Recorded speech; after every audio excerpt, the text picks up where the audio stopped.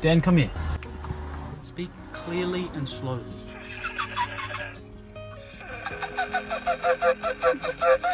This is the tale of an incredible dog who spoke to me simply to be loved and ended up transforming my life.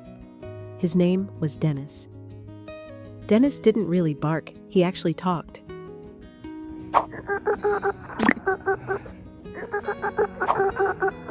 Initially, I believed he was just making random noises, but in truth, he was trying to communicate with me. Dennis wasn't just a dog making sounds, he had his own thoughts. Every morning, he'd tell me about his dreams or what he wanted to do. All throughout the day, he kept chatting with me, sometimes even giving instructions. Whenever he was excited, he shared his reactions to everything happening around him. When we were going to the beach, he'd leap between the seats, tail wagging, enthusiastically sharing what he was looking forward to. And this talkative nature became the miracle that connected us. I had originally gone to the shelter for another dog, but someone else had adopted him. As I looked around, feeling disappointed, I saw Dennis standing in his cage and murmuring to himself. I moved in closer and listened. It felt like he was trying to say something important. I couldn't make out the words, at least not yet, but I sensed he wanted something from me. I quickly approached the staff and said, "I want that dog." But the woman at the front desk shook her head. "I'm sorry, he's already reserved." Still, I wasn't ready to give up.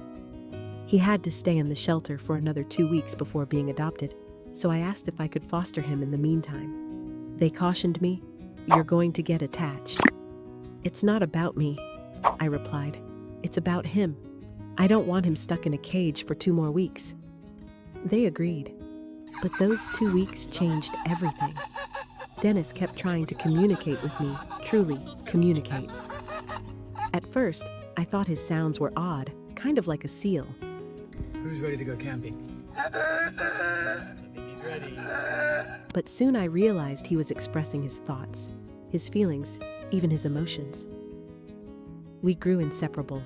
When it was time to bring him back, I just couldn't go through with it.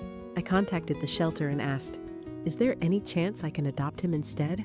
They said Dennis could stay with me if I could convince the other family, so I sent them pictures and videos of Dennis and me, our bond, our joy. When they saw how content he was with me, they agreed to let him stay. That moment, there are no words. I felt like the happiest man alive. Dennis was finally mine. From that point on, I began to truly see how extraordinary he was. He didn't just feel emotions, he voiced them. He told me what he liked and what he didn't. Now, I can't picture life without him. If Dennis's story moved you, please like, comment, and subscribe. We have many more heartwarming stories to share.